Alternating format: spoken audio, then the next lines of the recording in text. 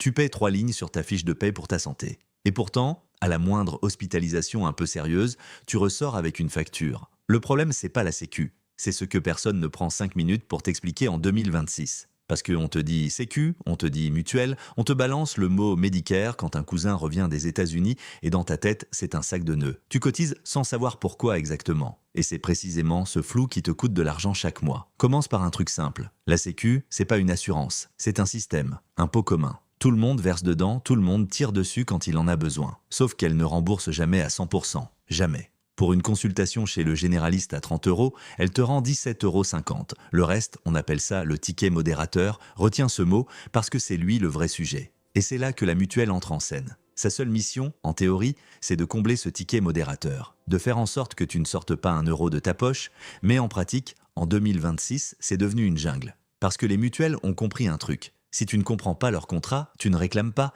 et ce que tu ne réclames pas, elles le gardent. Tu te dis sûrement, bon, j'ai une mutuelle d'entreprise, je suis tranquille. J'aimerais te dire oui, mais la mutuelle d'entreprise couvre le minimum légal. Le reste, c'est à toi de l'ajouter. Et personne dans ton service IRH ne va te le préciser, parce que ce n'est pas leur boulot. Maintenant, le mot Medicare. C'est américain. C'est le système public américain pour les plus de 65 ans. On t'en parle parce qu'aux États-Unis, sans Medicare, une nuit d'hôpital peut te coûter le prix d'une voiture. Comparé à ça, la Sécu française est un miracle, mais ce miracle se fissure. Et c'est là que 2026 change la donne. Parce qu'en 2026, 3 choses bougent en silence. La première, c'est la franchise médicale. Elle augmente. Chaque boîte de médicaments, chaque acte paramédical, chaque transport sanitaire, tu pèses une petite somme que personne ne te rembourse. Ni la Sécu, ni la mutuelle. C'est cumulé, c'est plafonné, mais c'est là. Et ça gonfle. La deuxième, c'est le forfait hospitalier, 20 € par jour à l'hôpital. Pas remboursé par la Sécu, couvert par la majorité des mutuelles, mais pas toutes. Vérifie. Sérieusement, vérifie ton contrat ce soir. Et la troisième, c'est la plus traître.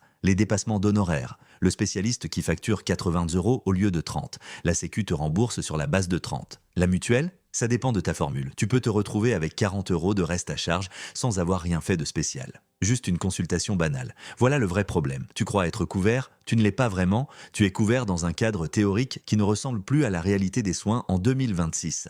Et c'est là que tout bascule. Parce que la plupart des gens prennent leur mutuelle comme ils prennent leur forfait téléphone. Une fois. Et ils n'y touchent plus pendant 10 ans. Pendant ce temps, leur vie change. Ils ont des enfants, ils vieillissent, ils développent des besoins en optique, en dentaire, en kiné, et leur contrat, lui, n'a pas bougé d'un millimètre. Le réflexe à avoir, c'est de relire ta mutuelle chaque année. Pas pour la lire en entier, pour regarder 3 lignes. Dentaire, optique, hospitalisation avec dépassement. Si ces 3 lignes ne sont pas claires, tu n'es pas assuré. Tu es exposé. Et tu sais ce qui est dingue? Changer de mutuelle, c'est devenu plus simple que changer de banque. Loi de résiliation infra-annuelle. Après un an de contrat, tu peux partir n'importe quand, sans frais, sans préavis lourd. La plupart des gens l'ignorent. Les mutuelles, elles, le savent très bien. La Sécu, c'est le socle. La mutuelle, c'est le bouclier. Et toi, en 2026, tu es la seule personne qui peut vérifier que le bouclier tient encore. Ta santé, c'est le seul truc que tu pèses en double sans t'en rendre compte. En 2026, soit tu comprends comment, soit tu continues d'y à payer pour rien.